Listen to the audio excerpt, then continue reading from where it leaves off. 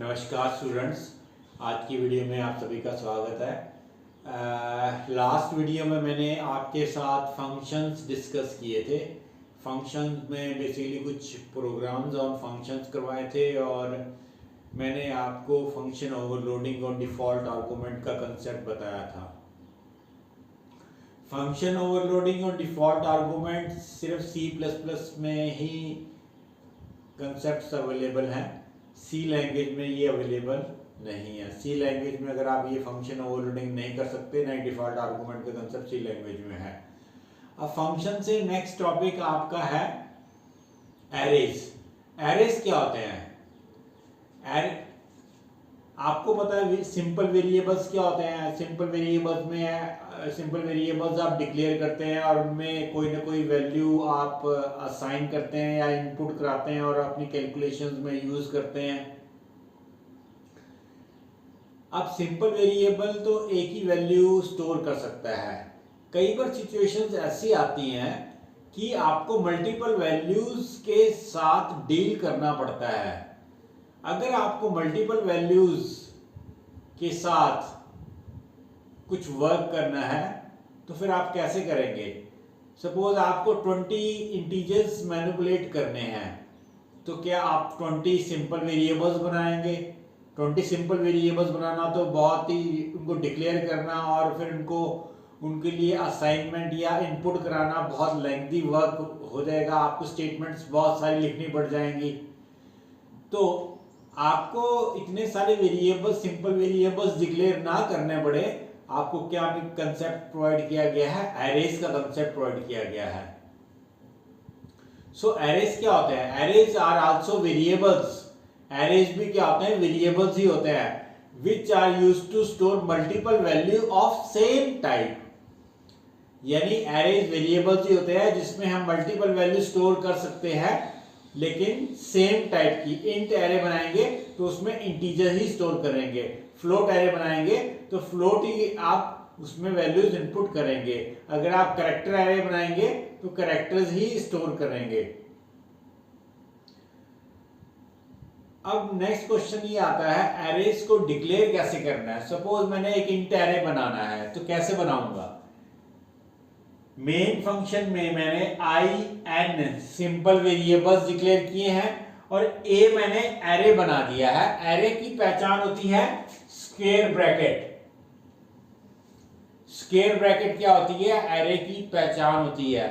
तो मैंने एक एरे बना दिया जिसका नाम क्या है? a। एरे का नाम a भी हो सकता है, कुछ और रखना चाहो तो आप कुछ और भी रख सकते हो। देन स्क्वायर ब्रैकेट आगे, और स्क्वायर ब्रैकेट में मैंने क्या मेंशन करा है? Size of the array. Size of the array कितना है? 20 है। एरे को डिक्लेयर करते वक्त ज्यादातर हमें साइज ऑफ द एरे बताना पड़ता है। यानी इसमें मैं क्या कह रहा हूं, मैं इसमें कितने इंटीजर स्टोर करना चाहता हूं? मैक्सिमम 20 इंटीजर स्टोर कर सकते हैं। अगर आपको कम करने हैं तो आप इसमें 20 से लेस वैल्यू भी मेंशन कर सकते हैं। अगर ज्यादा करने हैं तो आप 20 से ज्यादा भी वैल्यू स्टोर कर सकते हो। तो ये अभी मैंने यहाँ 20 लिखा है, तो इसका मतलब यहाँ पर एक एरे बन जाएगा 20 ब्लॉक्स का। 20 ब्लॉक्स का एरे बनेगा और उसमें एरे में क्या वैल्यू स्टोर हो सकती है? इंट वैल्यू ही स्टोर हो सकती है। अगर आपने मिक्स टाइप का एरे बनाना है, एक इंटीजर स्टोर करे, एक फ्लोट करे, एक कैरेक्टर करे, तो वो पॉसिबल नहीं है सिंपल एरेज में। वो पॉसिबल कैसे होगा? वो स्ट्रक्चर्स का टॉपिक आएगा। इससे नेक्स्ट टॉपिक वही है आपका। तो स्ट्रक्चर्स में हम देखेंगे कि अगर आपको हेट्रोजीनियस एरे बनाना है तो कैसे आप बना सकते हैं।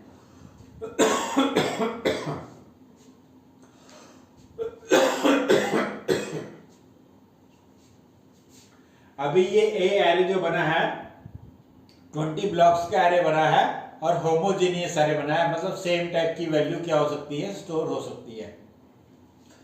जैसे ये एरे डिक्लेयर होगा, जब ये प्रोग्राम रन करेगा तो कंपाइलर क्या करेगा? आपका एक मेमोरी में कंटिन्यूअस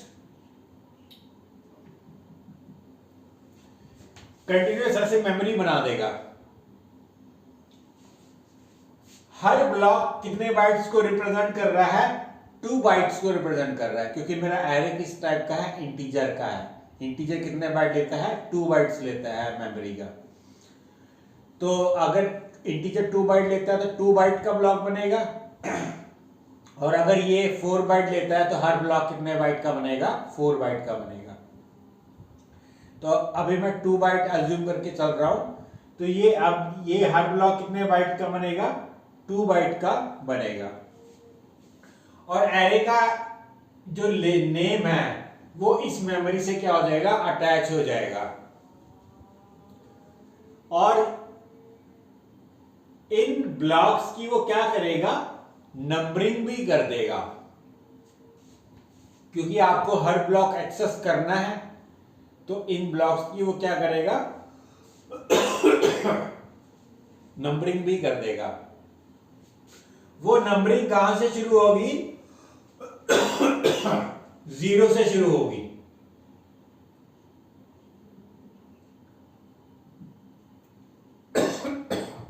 और कहां तक जाएगी? 19 तक जाएगी। 0 से चलेगी, जो एरे का साइज है साइज -1 तक जाएगा। एरे का साइज 20 है तो 19 तक जाएगा, 50 है तो 49 तक जाएगा, और 100 है तो 99 तक जाएगा। लेकिन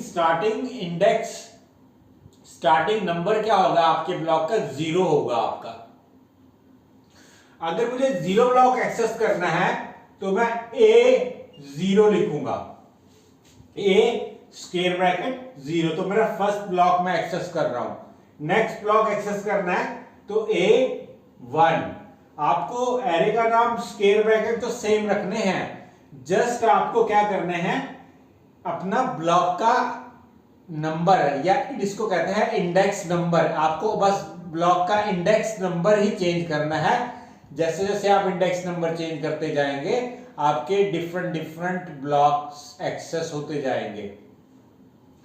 क्योंकि ये 0 1 2 ऐसे एक्सेस हो रहे हैं, इसको जनरल टर्म में अगर हम एक्सेस करना चाहें, जनरल टर्म में, तो A ऑफ I लिख देंगे। I की वैल्यू अगर 0 है तो 0 वाला ब्लॉक एक्सेस हो जाएगा, I की वैल्यू 1 है तो 1 वाला ब्लॉक एक्सेस हो जाएगा, I की वैल्यू 2 है तो 2 वाला ब्लॉक एक्सेस हो जाएगा। ऐसे I की वैल्यू चेंज करते रहेंगे तो ब्लॉक्स भी क्या होते रहेंगे? चेंज होते रहेंगे आपके।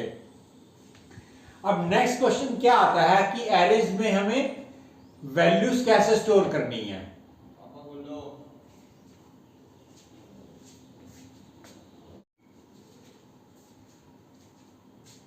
तो मैं आपको एरेज समझा रहा था। तो एरेज में इंडेक्सिंग हो जाती है। और अब नेक्स्ट क्वेश्चन ये आता है कि भी आप अपने एरेज में वैल्यूज, मल्टीपल वैल्यूज कैसे इनपुट करेंगे? तो फर्स्ट स्टेप जो होता है एरेज में, 1 डायमेंशनल एरे। ये 1 डायमेंशनल एरे है, ऐसे एक स्क्वायर ब्रैकेट और ऐड हो सकता है, वो 2 डायमेंशनल एरे हो जाएगा। एक स्क्वायर ब्रैकेट और हो सकता है, वो 3 डायमेंशनल एरे हो जाएगा। तो 1D एरे में नेक्स्ट स्टेप क्या होता है? नेक्स्ट स्टेप होता है आप पूछते हैं कि आपके एरे की मैक्सिमम कैपेसिटी तो 20 इंटीजर्स है, लेकिन आपका जरूरी नहीं कि आप 20 आपने डिक्लेयर किया तो 20 करेंगे, 100 किया तो 100 वैल्यूज इनपुट करेंगे। आप जनरली पूछते हैं कि कितनी वैल्यूज आपने एरेज में इनपुट करानी है। तो मैंने क्या लिखा है? How many numbers to be store in array. कितनी वैल्यूज आपने एरे में स्टोर करानी है। सपोज मैंने बोला 5, एंड में मैंने क्या बोला? 5 बोला। फॉर लूप मैंने यूज किया है वैल्यूज को, 5 इंटीजर वैल्यूज को एरेज में इनपुट करने के लिए, क्योंकि एरे में मल्टीपल वैल्यूज इनपुट होनी है। तो ये तो है नहीं आप एक एक स्टेटमेंट सीन लगाएंगे हर ब्लॉक के लिए। तो जनरली नेक्स्ट स्टेप क्या होता है कि एक फॉर लूप या व्हाइल लूप या डू व्हाइल लूप, कोई सा भी लूप आप एरे की वैल्यूज को इनपुट कराने के लिए मेंशन करते हैं। तो मैंने फॉर लूप यूज किया है, और इसमें आई मेरा जो काउंटर वेरिएबल है वो किससे इनिशियलाइज किया है? 0 से। और कहां तक चलेगा एरे लूप? कहां तक चलेगा आपका? i लेस देन n तक चलेगा। i less than n, i की वैल्यू कितनी है? स्टार्टिंग वैल्यू 0, n की वैल्यू कितनी है? 5। तो 0 less than 5 condition is true. Condition true है तो स्टेटमेंट की तरफ जाएगा। स्टेटमेंट क्या कहती है? Enter a number. आप फर्स्ट नंबर इनपुट करेंगे। कहां करेंगे? Cin at the array A of I. I की वैल्यू कितनी है? अभी तो 0 ही है आई की वैल्यू, आई की वैल्यू 0 ही है, तो सी इन आपका कहां हो जाएगा वैल्यू? अगर आपने कोई वैल्यू सपोज 100 इनपुट करी तो वो कहां इनपुट हो जाएगी? ए 0 पे, ए 0 पे। तो मैंने यहाँ 100 इनपुट कर दिया। उसके बाद आपको पता है एंड ब्रैकेट आ गया, एंड ब्रैकेट आने के बाद वो आई प्लस प्लस पे जाएगा। आई की वैल्यू 0 से कितनी हो जाएगी? 1 हो जाएगी। 1 पे कंडीशन क्या रहेगी? ट्रू रहेगी। 1 less than 5, condition is true, enter a number. अब नेक्स्ट नंबर कहां इनपुट होगा? ए ऑफ 1 पे। सपोज मैंने 200 इनपुट किया तो वो ए ऑफ 1 पे सी इन हो जाएगी, वैल्यूज इनपुट हो जाएगी आपकी। अब नेक्स्ट है आई का इंक्रीमेंट 2।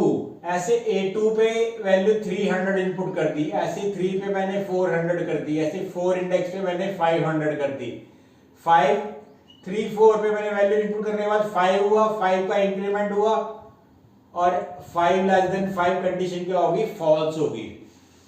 यहां पर फॉर लूप का जो काउंटर वेरिएबल है एज ए इंडेक्स यूज कर रहे हैं एरे के अंदर, इसलिए मैंने i को 0 से इनिशियलाइज किया, 1 से इनिशियलाइज नहीं करा, क्योंकि मैं लूप i वेरिएबल को मैं लूप के को चलाने में भी यूज कर रहा हूं और सी एरे के अंदर इंडेक्स नंबर स्पेसिफाई करने के लिए भी यूज कर रहा हूं। तो आपने क्या देखा?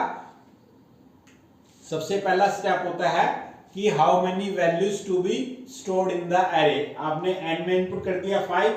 फिर नेक्स्ट स्टेप होता है कि एक लूप आप लिखते हैं जिसमें वैल्यूज, मल्टीपल वैल्यूज को आप सी इन कराते हैं, इनपुट कराते हैं। नेक्स्ट क्वेश्चन है कि अब वैल्यूज को आउटपुट भी करना है, चेक करना है, कंफर्म करना है कि कौन सी वैल्यूज आपने इनपुट की हैं। तो कैसे चेक करेंगे? फॉर लूप यूज करेंगे। आई 0 से लेके लेस देन n तक चलेगा, यानी यहां पे भी आई फॉर लूप यूज करना पड़ेगा और आई आपका लूप का वेरिएबल का भी काम करेगा और एरे के इंडेक्स का भी काम करेगा। तो ये 0 to 5 चले, 0 to 4 चलेगा लूप और सारी value C out A0, A1, A2, A3, A4 सारी क्या हो जाएंगी? आपकी वैल्यूज सी आउट हो जाएंगी। तो स्टूडेंट से आपको समझ आ गया होगा कि जब आप 1 डायमेंशनल एरे डिक्लेयर करते हैं तो आपको फिर उसमें वैल्यूज को इनपुट कैसे कराना है, आउटपुट कैसे कराना है, और अगर आपको कुछ लॉजिक बनाना है तो उसके लिए भी आपको मिनिमम एक लूप तो लिखना ही पड़ेगा। इनपुट कराने के लिए एक लूप यूज करना पड़ा, आउटपुट कराने के लिए एक लूप यूज करना पड़ा, अगर कोई लॉजिक बनाना है तो उसके लिए भी एक सिंगल या नेस्टेड लूप का कंसेप्ट यूज करते हुए एरे 1 डायमेंशनल एरे पे आपको लिखना पड़ता है। मिनिमम सिंगल लूप की रिक्वायरमेंट 1 डायमेंशनल न्यूमेरिक एरे पे है ही आपकी, तो आपको एक लूप यूज करना पड़ेगा और जनरली हम फॉर लूप को ही यूज करते हैं। अब नेक्स्ट क्वेश्चन ये है, नेक्स्ट क्वेश्चन क्या है? नेक्स्ट क्वेश्चन है कि जो मैंने वैल्यूज एंटर कर रहा हूं, 5 वैल्यूज एंटर करी हैं, तो 5 वैल्यूज कैसे आपको सारी वैल्यूज को सम अप करना है, sum of all the values of the array. हमें कैसे एरे की सारी वैल्यूज को सम अप करना है? तो मैंने ये एरे डिक्लेयर किया, एक सम वेरिएबल डिक्लेयर किया जिसमें सम आएगा सारी वैल्यूज का, और उसको मैंने 0 से इनिशियलाइज किया। आई और एन इंटीजर वेरिएबल्स है। फर्स्ट स्टेप वही है आपका, how many numbers in the array to store, cin n. N में आप बताएंगे कितनी वैल्यूज आपने एंटर करनी है। सपोज 5 करी तो ये लूप 0 से लेके 4 तक चलेगा, 0 से लेके 4 तक चलेगा और सारी पांचों की पांचों वैल्यूज इनपुट हो जाएंगी। तो ये वाला लूप तो बिल्कुल प्रीवियस प्रोग्राम की तरह है। अब सम करना है, तो सम करने के लिए मैंने एक लूप और यूज किया, आई 0 से लेके लेस देन n तक ही चलेगा और sum is equal to sum plus A of I. तो यहाँ पे ये क्या है, सिंपल सा लॉजिक है, इसमें कोई इतना मुश्किल तो है नहीं, ये आप समझ सकते हो। तो ये सम आ जाएगी और उसके बाद ये लूप फिनिश होने के बाद 0 to 4 चलेगा और 5 पे फॉल्स हो जाएगी कंडीशन। उसके बाद sum of all the values in the array, sum print हो जाएगा आपका। तो मैंने आपको इस स्लाइड में आपको 2 चीजें बताई हैं। एक तो एक न्यूमेरिक एरे कैसे डिक्लेयर करना है, इंट की जगह फ्लोट भी हो सकता था, डबल भी हो सकता है, कैरेक्टर एरे आपको अलग से बताऊंगा। तो न्यूमेरिक एरे में अगर आप डिक्लेयर करते हैं और उस पर कुछ इनपुट आउटपुट ऑपरेशन या कुछ लॉजिक बिल्डअप करते हैं, तो आपने देखा कि एक मिनिमम सिंगल लूप की रिक्वायरमेंट है ही है। सिंगल लूप तो लगेगा ही लगेगा, लेकिन लॉजिक बनाते वक्त मल्टीपल लूप भी, आपके नेस्टेड लूप भी यूज करने पड़ सकते हैं। तो आइए अब देखते हैं इसमें कुछ और प्रोग्राम्स वन डायमेंशनल एरे में।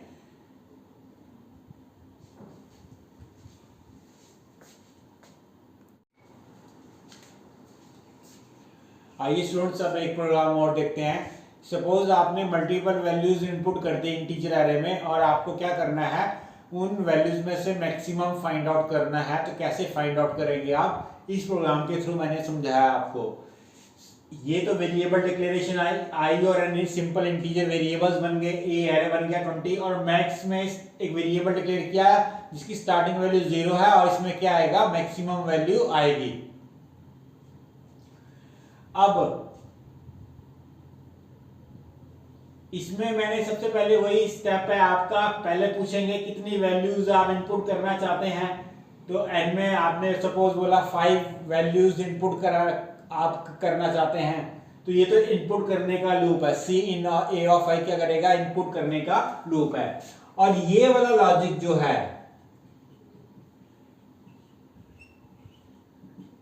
ये वाला जो लॉजिक है, ये क्या करेगा, आपकी एरे में से मैक्सिमम वैल्यू को क्या करेगा, इनपुट करेगा, सॉरी मैक्सिमम वैल्यू को फाइंड आउट करेगा। तो मैक्स में क्या आ गया, ए ऑफ 0 आ गया। सपोज ए ऑफ 0 क्या है, 100, तो मैक्स में क्या आ गया आपका, यहाँ पे 100 आ गया।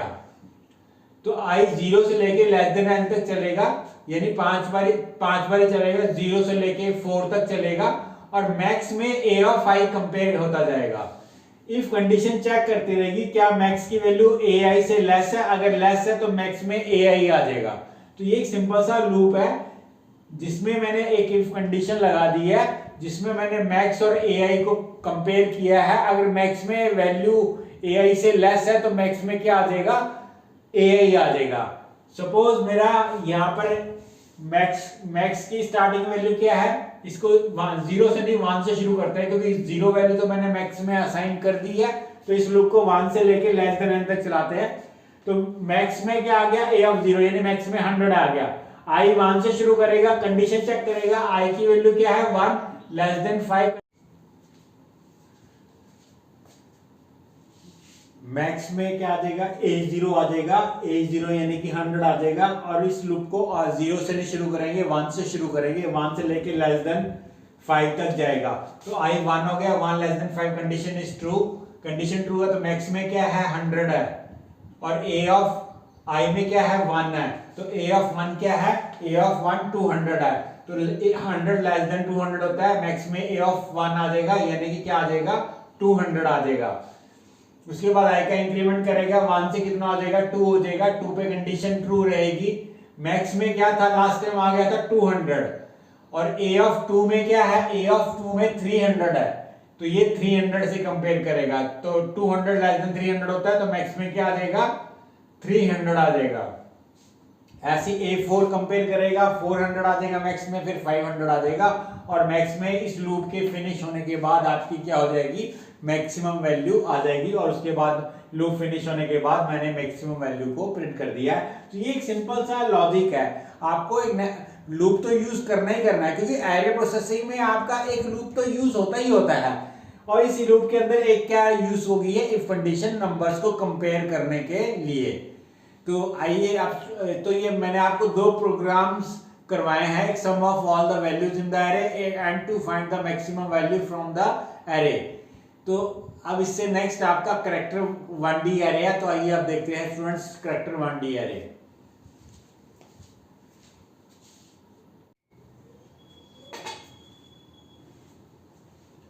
आइए स्टूडेंट्स अब देखते हैं एक और प्रोग्राम देखते हैं न्यूमेरिक एरे पे।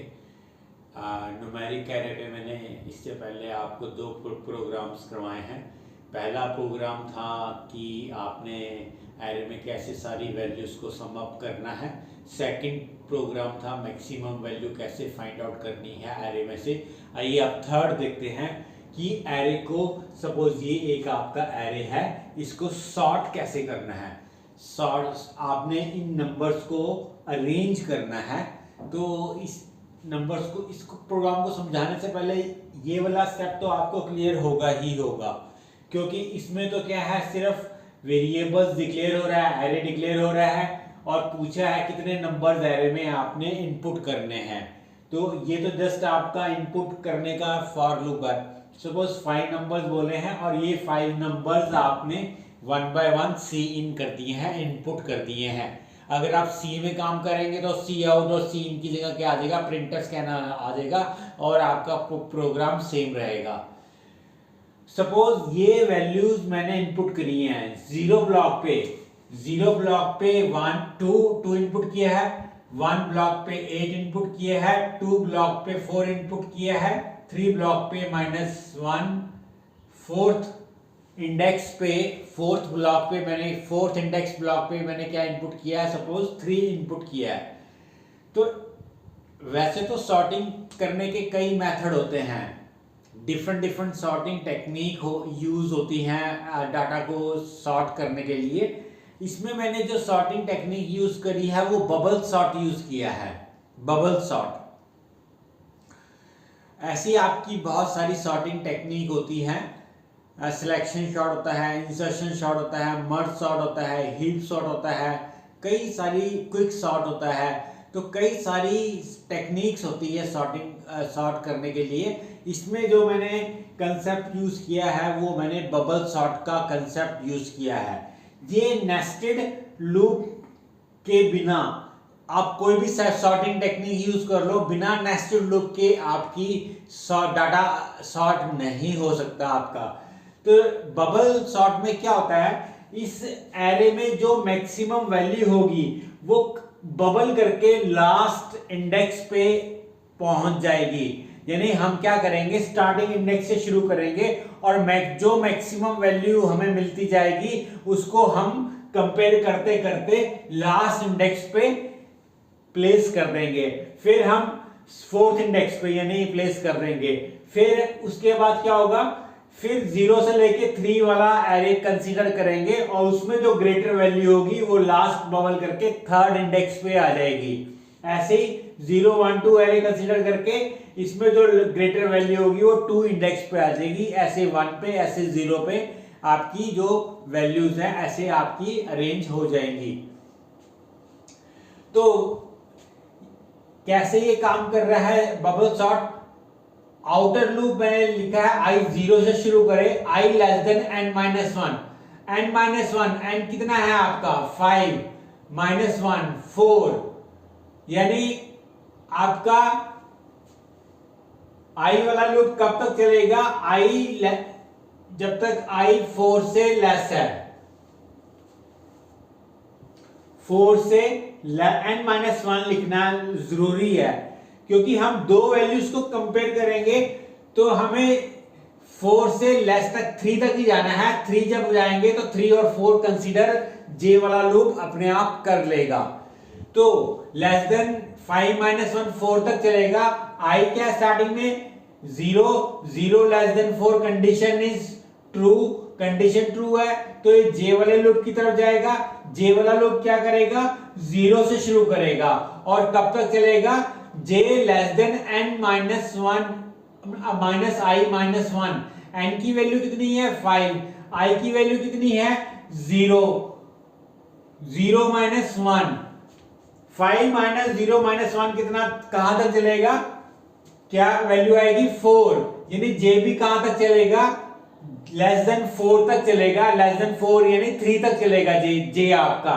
तो j आपका अभी क्या हो गया है, j भी 0 हो गया है। तो ये कंडीशन चेक करेगा, j is 0 n-i-1 is 4, 0 less than 4 condition is true. इस लूप j वाले लूप के अंदर एंटर कर जाएंगे। j वाले लूप के अंदर सिर्फ एक इफ ब्लॉक आया हुआ है। इफ ब्लॉक में मैंने aj और aj+1 वैल्यू को कंपेयर किया है। जे की वैल्यू कितनी है 0, जे प्लस 1 कितना हो जाएगा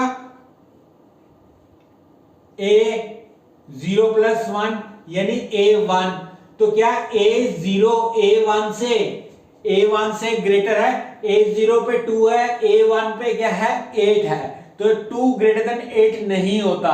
अगर ये अब ये कंडीशन फॉल्स होगी, 2 ग्रेटर देन नहीं होता तो इफ के अंदर नहीं जाएगा, इस करली ब्रैकेट पे आ जाएगा और ये कहां रोटेट कर जाएगा, ये जे के इंक्रीमेंट पे चला जाएगा। आपको नेस्टेड लूप मैंने बताए थे कि जे के लूप से आप तब तक नेस्टेड लूप के से आप तब तक बाहर नहीं आ सकते जब तक उसकी कंडीशन फॉल्स नहीं हो जाती। अभी जे की वैल्यू 0 ही है और इसकी कंडीशन क्या है ट्रू ही है। अब जे का इंक्रीमेंट करेगा, जे कितना हो जाएगा 1, जे 1 हो गया है, n माइनस आई माइनस 1 कितना निकलेगा लेस देन 1 लेस देन 4 निकलेगा, कंडीशन इज ट्रू।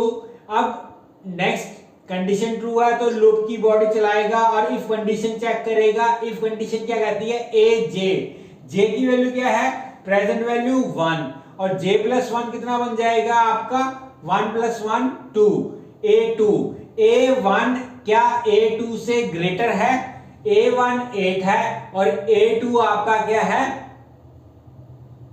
4 है, तो 8 4 से ग्रेटर है, 4 से ग्रेटर है तो ये स्वैपिंग की स्टेटमेंट है, यानी 8 को उधर कर देगा और 4 को इधर कर देगा, तो 4 इधर आ जाएगा और आपका 8 इधर आ जाएगा। 4 1 पे इंडेक्स पे आ जाएगा और 2 इंडेक्स पे क्या आ जाएगा 8 आ जाएगा। उसके बाद इफ कंडीशन कंप्लीट करने के बाद ये जे का एंड ब्रैकेट आ गया, जे का एंड ब्रैकेट करने के बाद जे का इंक्रीमेंट करेगा, जे का इंक्रीमेंट क्या हो जाएगा 1 से 2 less than 4, 2 less than 4 condition is 2 less than 4 condition is true, क्योंकि 2 4 से लेस होता है, कंडीशन ट्रू है तो ये लूप की बॉडी दोबारा चलाएगा। अब ए जे उठाएगा, जे की वैल्यू कितनी है 2, जे की वैल्यू क्या है तो ये a2 उठाएगा और j प्लस 1 कितना उठाएगा 3, क्या a2 a3 से ग्रेटर है, a2 पे लास्ट टाइम 8 आ गया था और a3 पे -1 है, तो 8 -1 से ग्रेटर होता है, ग्रेटर होता है तो ये इंटरचेंज कर देगा, स्टेटमेंट चलेंगी और इंटरचेंज कर देगा, तो -1 इधर आ जाएगा और 8 आपका इधर आ जाएगा, 8 आपका थर्ड इंडेक्स पे आ जाएगा। इफ कंडीशन इफ की स्टेटमेंट चलने के बाद जे वाले लूप का एंड ब्रैकेट आएगा, जे का इंक्रीमेंट हो जाएगा, जे का इंक्रीमेंट कितना हो जाएगा 3 पे कंडीशन क्या हो जाएगी जे की 3 less then 4 condition is true, condition true है तो लूप की स्टेटमेंट दोबारा चलाएगा और ए जे कंपेयर करेगा। इफ कंडीशन क्या क्या कह रही है ए जे की वैल्यू कितनी है 3 है, a3 और a j प्लस 1 कितना बनेगा a4, 3 और 4 को कंपेयर करेगा, 3 और 4 में कंडीशन क्या निकलेगी 8 a3 a4 से ग्रेटर निकलेगा, 8 3 से ग्रेटर निकलेगा तो ये स्वैपिंग की स्टेटमेंट चलेंगी, 3 आपका थर्ड इंडेक्स पे आ जाएगा और आपका 8 आपका फोर्थ इंडेक्स पे आ जाएगा। इफ की स्टेटमेंट चलने के बाद जे वाले लूप का एंड ब्रैकेट आ गया, जे का इंक्रीमेंट करेगा 3 से कितना हो जाएगा 4 और कंडीशन 4 पे क्या हो जाएगी 4 लेस देन 4 कंडीशन क्या हो जाएगी फॉल्स हो जाएगी, आपकी कंडीशन फॉल्स हो जाएगी तो जे वाला लूप अब क्या करेगा फिनिश कर जाएगा। अब आई वाले लूप के एंड ब्रैकेट पे आ गया है, अब आई का इंक्रीमेंट करेगा, आई कितना हो जाएगा अभी आई 0 ही था, अब आई कितना हो जाएगा 1 हो जाएगा, 1 पे कंडीशन आई की क्या रहेगी 1 less than 4 condition is true, condition true है तो ये लूप की स्टेटमेंट दोबारा से चलाएगा और जे वाला लूप 0 से चलेगा। आपने नोटिस किया होगा कि इन 5 वैल्यू में से जो 8 है वो आपका कंपेयर करके बबल होके आपका लास्ट इंडेक्स पे पहुंच गया है। ऐसी अब आपको जे 0 से चलेगा और 2 तक जाएगा, जे 0 हो गया, n minus I, n is 5, I is now 1 minus 1, 5 minus 1 कितना होता है 3 3 से less, J is 0, 0 less than 3 होता है, जे 0 है और लेस देन 3 की कंडीशन बनी है, कंडीशन ट्रू है, कंडीशन ट्रू है, तो ये कंडीशन ट्रू है तो लूप की स्टेटमेंट दोबारा चलाएगा, जे वाले लूप की स्टेटमेंट दोबारा चलाएगा, ए जे कंपेयर करेगा, ए जे क्या है, जे क्या है आपका, जे 0 है, 0 है तो ए 0 और जे प्लस 1 कितना करेगा, ए 1, 0 और 1 को कंपेयर करेगा, 2 और 4 को कंपेयर करेगा, 2 और 4 कंपेयर करेगा तो कंडीशन इफ की क्या रहेगी, फॉल्स, क्योंकि 2 आपका 4 से ग्रेटर नहीं होता, ग्रेटर नहीं होता तो ये आपका स्वैपिंग नहीं करेगा, सीधा जे का इंक्रीमेंट करेगा, जे कितना हो जाएगा 0 से 1, जे की कंडीशन क्या रहेगी 1 लेस देन 3, क्योंकि n माइनस आई माइनस 1 कितना है 3 है, तो 1 less than 3 condition is true. अब कौन सी वैल्यू कंसीडर करेगा इफ कंडीशन ए जे कितना है 1 और जे प्लस 1 कितना है 2, 1 और 2 इंडेक्स पे, 4 क्या माइनस 1 से ग्रेटर होता है, बिल्कुल ग्रेटर होता है, ग्रेटर होता है तो ये स्वैपिंग की स्टेटमेंट चलेगी और आपका माइनस 1 इंडेक्स पे आ जाएगा और 4 आपका सेकंड इंडेक्स पे पहुंच जाएगा।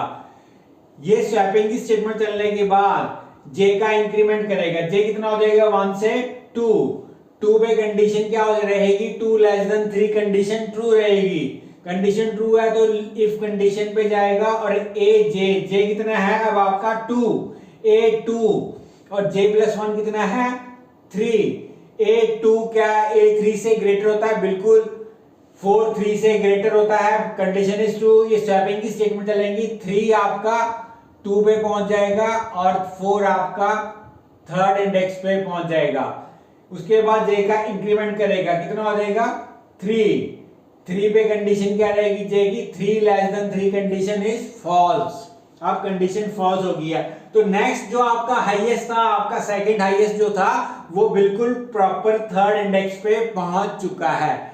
ऐसी आई का इंक्रीमेंट अब 2 होगा और जे दोबारा से 0 से शुरू करेगा और रिमेनिंग वैल्यूज को वो कंपेयर करके आपका पूरे एरे को सॉर्ट कर देगा। तो आई होप आप रिमेनिंग वैल्यूज के लिए खुद ट्राई कर सकते हो, मैंने 2 इंडेक्स के लिए 4 और 8 के लिए आपको समझा दिया है। तो ये सिंपल सा बबल सॉर्ट है जिसमें आप अपनी मैक्सिमम वैल्यू को बबल करते करते लास्ट इंडेक्स पे ले जाते हो, फिर रिमेनिंग वैल्यू में जो मैक्सिमम होगा फिर उसके लास्ट इंडेक्स से एक पहले तक आ जाएगी आपकी सेकंड हाईएस्ट आ जाएगी, फिर थर्ड हाईएस्ट, फिर सेकंड, फिर फोर्थ हाईएस्ट, फिर आपका थर्ड हाईएस्ट, ऐसे आपका एरे क्या हो जाएगा सॉर्ट हो जाएगा। आइए अब देखते हैं कैरेक्टर एरेज। ये तो आपका न्यूमेरिक एरे पे कुछ प्रोग्राम्स करवाए मैंने आपको, sum of all the values in the array, maximum value find out करना एरे में और आपका एरे को सॉर्ट करना। ऐसे आपका कोई भी लॉजिक एरे में आपने एक चीज न्यूमेरिक एरे में एक चीज नोटिस की होगी आपने कि आपका मिनिमम एक लूप यूज होता ही होता है। ये आपको सॉर्ट करना था तो इसलिए इसमें नेस्टेड का कंसेप्ट यूज हो गया। ऐसे ही जब सॉर्ट हो जाएगा तो आपका फिर वैल्यूज एरेज की सॉर्टेड एरे की प्रिंट कर देगा ये फॉर लूप। तो आइए आप देखते हैं कैरेक्टर एरेज।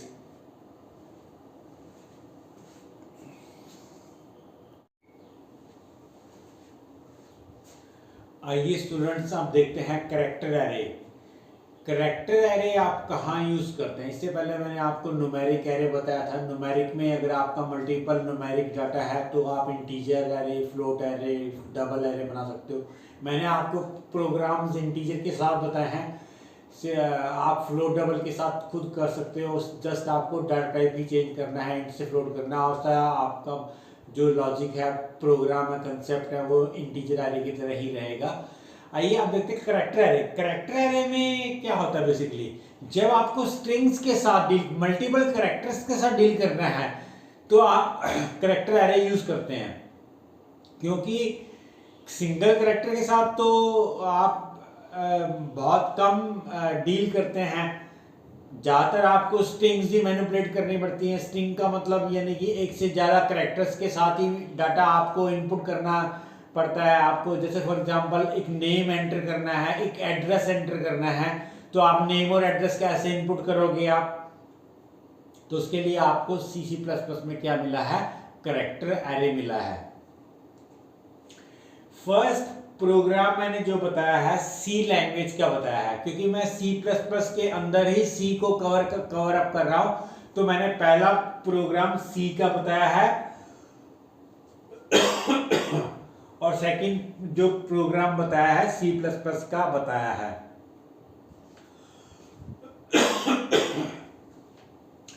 तो सी में क्या है, सी में आप कैसे इनपुट करेंगे, ये दो कैरेक्टर एरे डिक्लेयर कर दिए मैंने, नेम एंड एड्रेस 100 ब्लॉक्स के। तो 100 ब्लॉक के है तो इसका मतलब इनकी इंडेक्सिंग कहां से लेके कहां तक हो जाएगी, 0 से लेके 99 तक हो जाएगी। ऐसी नेम की ऐसी ही एड्रेस की, नेम में भी 0 से लेके 99 तक ब्लॉक बनेंगे, ऐसी एड्रेस में भी 0 से लेके 99 तक ब्लॉक बनेंगे आपके। प्रिंटर से बोला मैंने एंटर ए नेम, जब आपको एक नेम इनपुट करना है, सपोज जैसे आपने नरेंद्र कुमार एंटर करना है, तो आप क्या स्टेटमेंट यूज करते हैं सी में, गेटस को यूज करने के लिए stdi.h ही हेडर फाइल आपको यूज करनी है। गेटस में आपने सिर्फ एरे का नाम पास कर देना है। एरे का नाम क्या मैंने पास कर दिया, नेम। तो जैसे आप नरेंद्र कुमार एंटर करेंगे तो ये नरेंद्र कुमार को रीड करके गेटस का काम है कि कैसे मल्टीपल कैरेक्टर्स को पिक करना है इंक्लूडिंग स्पेस। सिर्फ एक कब स्टॉप करेगा आपका गेटस रीड करना, जब तक आप एंटर नहीं प्रेस करते। जैसे ही एंटर प्रेस किया तो ये डाटा एंटर तक ही उठाएगा। तो आपका ये नरेंद्र कुमार पूरा डाटा रीड करके आपका कैरेक्टर एरे नेम में प्लेस कर देगा।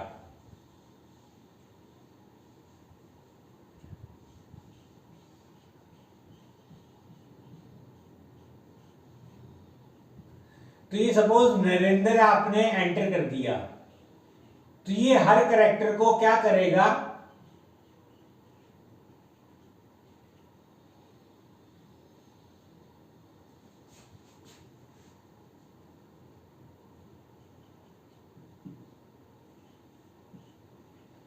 हर गेटस क्या करेगा, हर कैरेक्टर को एक ब्लॉक में स्टोर करेगा। तो 0 ब्लॉक पे क्या आ जाएगा, एन आ जाएगा, 1 पे क्या आ जाएगा, ए आ जाएगा। ऐसे सारे अल्फाबेट्स हर ब्लॉक में गेटस क्या करेगा, स्टोर कर देगा। और गेटस क्या करेगा, जहां पर कुमार का आर फिनिश हुआ, जिस इंडेक्स पे आर प्लेस किया उसने, उससे नेक्स्ट इंडेक्स पे एक special character \0 end of the string character भी क्या देते हैं, \0 वहां पर क्या कर देगा, स्टोर कर देगा। तो ये आर सपोज जैसे कि कौन से इंडेक्स तक जाएगा ये डाटा आपका, 13th इंडेक्स पे आर आया, कुमार का आर आया, तो 14th इंडेक्स पे क्या कर देगा आपका \0, जिसको कि end of the string character कह देते हैं या नल कैरेक्टर भी कह देते हैं। तो ये आपका गेटस ऑटोमेटिकली प्लेस कर देगा। क्योंकि इसमें हमें कैसे पता, जब हम कैरेक्टर एरे की प्रोसेसिंग करेंगे तो हमें कैसे पता लगेगा कि डाटा 14th इंडेक्स तक ही प्लेस किया है। तो हम बेसिकली क्या करेंगे, नल कैरेक्टर को सर्च करेंगे, जहां नल कैरेक्टर मिल गया उससे एक इंडेक्स तक ही हमारा क्या पड़ा हुआ है, मीनिंगफुल डाटा पड़ा हुआ है। तो ये गेटस का काम है। क्योंकि गेटस जब यूज करता है तो कब तक डाटा रीड करता है, कब तक डाटा गेट करता है, जब तक एंटर की प्रेस नहीं हो जाती है। जब एंटर की आप प्रेस करते हो तो मेमोरी में कौन सा, कीबोर्ड से कौन सा कैरेक्टर जनरेट होता है, \n, जिसको कि एंटर की का सिंबल कहते हैं, वो जनरेट होता है। तो ये कीबोर्ड की मेमोरी में रह जाता है। नरेंद्र कुमार आर तक तो आपका उसने रीड करके एरे में स्टोर कर दिया। जब आपने कीबोर्ड से एंटर की प्रेस करी तो /n जनरेट हो गया आपका मेमोरी के अंदर। तो हमें अब अगर एड्रेस भी नेक्स्ट टाइम रीड करना है तो नेक्स्ट टाइम एड्रेस रीड करने के लिए ये जो मेमोरी में /n कैरेक्टर रह गया है, इसको हमें क्या करना पड़ेगा, कीबोर्ड की मेमोरी से रिमूव करना पड़ेगा। वो रिमूव करने के लिए स्टेटमेंट कौन सी है, f+stdin। f+ एक फंक्शन है और stdin एक फाइल है, और ये फाइल किसको रिप्रेजेंट कर रही है, स्टैंडर्ड इनपुट डिवाइस जो है, यानी कि कीबोर्ड को, स्टैंडर्ड इनपुट डिवाइस को रिप्रेजेंट कर रही है, यानी कीबोर्ड को रिप्रेजेंट कर रही है। तो f+ क्या करेगा, कीबोर्ड बफर में जो स्लैशन पड़ा हुआ है उसको रिमूव कर देगा। इसको लिखने का पर्पस, f+stdin को लिखने का पर्पस क्या था कि आपका जो स्लैशन करेक्टर एंटर की के कारण जनरेट हुआ है उसको वो क्या कर दे, मेमोरी में से रिमूव कर दे, कीबोर्ड की मेमोरी में से रिमूव कर दे, ताकि जब हम नेक्स्ट टाइम स्ट्रिंग को, एक और स्ट्रिंग हमें रीड करनी है एड्रेस, उसको जब हम रीड करें तो हमें स्लैशन करेक्टर, जब वो रीड करे तो स्लैशन करेक्टर प्रीवियस स्ट्रिंग का जो स्लैशन करेक्टर है वो ना मिले। अगर हम इसको रिमूव नहीं करेंगे तो सेकंड स्ट्रिंग हमारी क्या होगी, इनपुट नहीं हो पाएगी आपकी। तो ये f+stdin क्या करेगा, इस स्लैशन को रिमूव कर देगा, लेकिन एरे में प्लेस नहीं करेगा, सिर्फ कीबोर्ड मेमोरी से क्या करेगा, रिमूव करेगा। नेक्स्ट मैंने एड्रेस इनपुट करा। एड्रेस इनपुट जो किया गेटस से भी कर सकते हो, गेटस एड्रेस लिख के भी कर सकते हो, लेकिन मैंने आपको स्टार्टिंग में सी लैंग्वेज के लेक्चर्स में बताया था कि परसेंटेज स्क्वायर ब्रैकेट भी एक क्या होता है, फॉर्मेट, आपका कैरेक्टर ग्रुप होता है, आपका एक फॉर्मेट स्ट्रिंग होती है आपकी, तो उसके थ्रू मैंने आपका डाटा क्या किया है, स्कैन किया है। कैसे आपको स्कैनर से एक स्ट्रिंग को स्कैन करना है, परसेंटेज स्क्वायर ब्रैकेट स्टार्ट और एंड ब्रैकेट, और इसमें मैंने एक्सॉर ऑपरेटर को यूज किया है और स्लैश एंड कैरेक्टर को मेंशन किया है। इसका मतलब ये होता है स्कैनर मेरे कीबोर्ड से डाटा रीड करता रहे, सारे कैरेक्टर्स को रीड करे, सिर्फ कौन से कैरेक्टर तक रीड करता रहे जब तक उसको स्लैशन नहीं मिल जाता। स्लैशन का मतलब है जब तक उसको एंटर की प्रेस नहीं होती तब तक वो क्या करेगा, पूरे डाटा को रीड करेगा। तो आपको एक्सॉर ऑपरेटर लिखना जरूरी है। एक्सॉर ऑपरेटर में जो भी आप कैरेक्टर मेंशन करेंगे, सिर्फ उस, जब तक वो कैरेक्टर नहीं मिल रहा तब तक डाटा स्कैन करेगा। जैसे ही वो कैरेक्टर मिल गया तो डाटा स्कैन करना क्या कर देगा, वो स्टॉप कर देगा। तो सपोज जैसे आपने दिल्ली एंटर किया, दिल्ली, तो दिल्ली वो स्कैनर रीड करके कहां स्टोर कर देगा, एड्रेस में स्टोर कर देगा आपका। नेक्स्ट स्कैनर के बाद मैंने f+stdin यूज नहीं किया क्योंकि आगे फर्दर मैं स्ट्रिंग्स को कैरेक्टर एरे के लिए डाटा गेटस नहीं कर रहा, स्कैनफ नहीं यूज कर रहा। अगर मैं और मेरी स्ट्रिंग्स होती तो f+stdin भी मैं क्या करता, यहाँ लिखना पड़ता मेरे को। आगे मैंने प्रिंटफ कर दिया नेम और एड्रेस डाटा का। प्रिंटफ से आप कैसे आप अपने नेम और एड्रेस एरे की स्ट्रिंग्स को, यानी नेम नरेंद्र कुमार को और दिल्ली को प्रिंट करेंगे, आप %s फॉर्मेट स्ट्रिंग या कैरेक्टर ग्रुप को स्पेसिफाई करके आप अपना नेम और एड्रेस क्या करेंगे, प्रिंट कराएंगे। तो %s क्या करेगा, पूरा एरे को रीड करके, पूरा कैरेक्टर एरे के कैरेक्टर्स को रीड करके, कब तक रीड करेगा %s, जब तक उसको नल कैरेक्टर नहीं मिल जाता। प्रिंटफ क्या करेगा, उसको %s के थ्रू सारी स्ट्रिंग को क्या कर देगा, प्रिंट कर देगा। तो ये नेम और एड्रेस क्या हो जाएंगे, प्रिंट हो जाएंगे। तो ये इस प्रोग्राम में मैंने आपको ये समझाने की कोशिश करी है कि सी लैंग्वेज में हमें कैसे स्ट्रिंग्स को इनपुट कराना है। मैंने आपको दो इनपुट कराने के मेथड बताए हैं, एक गेटस बताया है, एक स्कैनफ बताया है, और प्रिंट तो आपका प्रिंटर से ही होगा, %s से होगा। स्कैनफ में %s नहीं लिखा है मैंने, क्योंकि %s आपको मैंने बताया था कि व्हाइट स्पेस कोई भी कैरेक्टर मिलते ही आगे आपका डाटा स्कैन नहीं करेगा। ये नरेंद्र स्पेस कुमार है, नरेंद्र स्पेस कुमार है तो नरेंद्र ही रीड करेगा, कुमार नहीं रीड कर पाएगा वो। तो आई होप स्टूडेंट्स आपको ये समझ आ गया होगा कि सी लैंग्वेज में कैसे आपको कैरेक्टर स्ट्रिंग्स आपको रीड करनी है कीबोर्ड से और आपको एरे में प्लेस करनी है। आइए अब देखते हैं C++ में कैसे आपको स्ट्रिंग्स को रीड करना है। तो तो ये मेन फंक्शन है। मेन में मैंने नेम और एड्रेस दो एरे डिक्लेयर कर दिए प्रीवियस प्रोग्राम की तरह।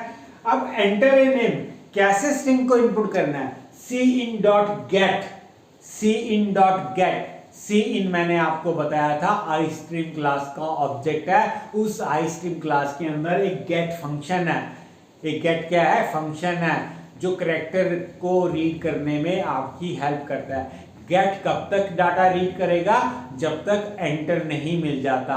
जैसे ही एंटर मिलेगा तो वो डाटा को गेट आपका रीड करना क्या करेगा, गेट क्या करेगा, आपका रीड करना स्टॉप कर देगा। गेट की दो रिक्वायरमेंट है, एक एरे का नाम प्लस उस एरे का साइज। एरे का साइज 100 है तो आपको 100 भी क्या करना पड़ेगा, पास करना पड़ेगा। तो वो क्या करेगा, गेट एरे, गेट फंक्शन क्या करेगा, सपोज नरेंद्र कुमार आपने एंटर करा, नरेंद्र स्पेस कुमार, तो एरे में स्टोर कर देगा आपका।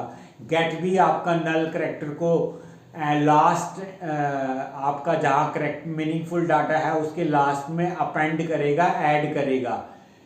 अगेन स्लैशन जो आपका मेमोरी में रह जाता है, गेट में भी क्या करेगा, वो नहीं रीड करेगा, मेमोरी में रह जाएगा।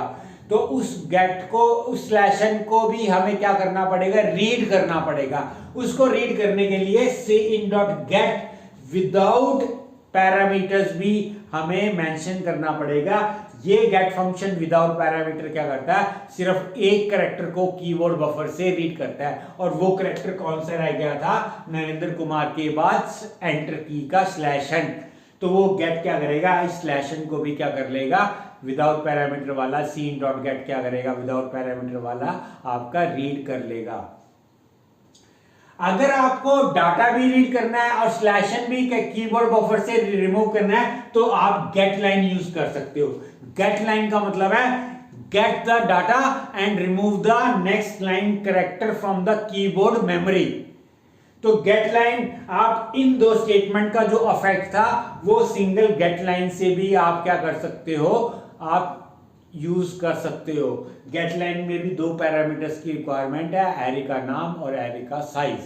तो आप इन दो स्टेटमेंट की जगह cin.get और दो पैरामीटर और cin.get विदाउट पैरामीटर की जगह क्या करो, गेट लाइन को प्रेफर करो।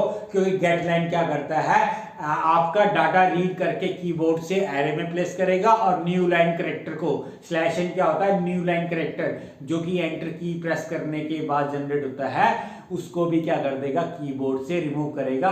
कीबोर्ड से रिमूव करेगा लेकिन न्यू लाइन कैरेक्टर को एरे में प्लेस नहीं करेगा, सिर्फ डाटा ही प्लेस करेगा आपका। आगे तो सी आउट क्या करेगा, नेम और एड्रेस को प्रिंट कर देगा। तो आई होप स्टूडेंट्स आपको समझ आ गया होगा सी में कैसे स्ट्रिंग्स को इनपुट करना है और C++ में कैसे स्ट्रिंग्स को इनपुट करना है। तो आज के लिए स्टूडेंट्स इतना ही। इस वीडियो में मैंने आपको ये बताया कि एरेज क्या होते हैं। एरेज क्या होते हैं, वेरिएबल्स ही होते हैं जो मल्टीपल डाटा को हैंडल करने में आपकी हेल्प करते हैं। एरे आपका दो तरह का बनेगा, आपका न्यूमेरिक एरे, कैरेक्टर एरे। अभी मैंने आपको 1 डायमेंशनल एरे बताया है, 2 डायमेंशनल एरे और कैरेक्टर एरे में कुछ प्रोग्राम्स आपको नेक्स्ट वीडियो में बताऊंगा। तो आई होप स्टूडेंट्स आपको जो मैंने आज समझाया है समझ आ गया होगा। फिर भी अगर आपका एरेज में कोई डाउट है तो कमेंट सेक्शन में आप अपना डाउट भेज सकते हैं। तो आज के लिए स्टूडेंट्स इतना ही। अगर आपको स्टूडेंट्स मेरी वीडियो इंफॉर्मेटिव लगे तो मेरी वीडियो को लाइक कीजिए और मेरे चैनल को सब्सक्राइब कीजिए। Thank you very much.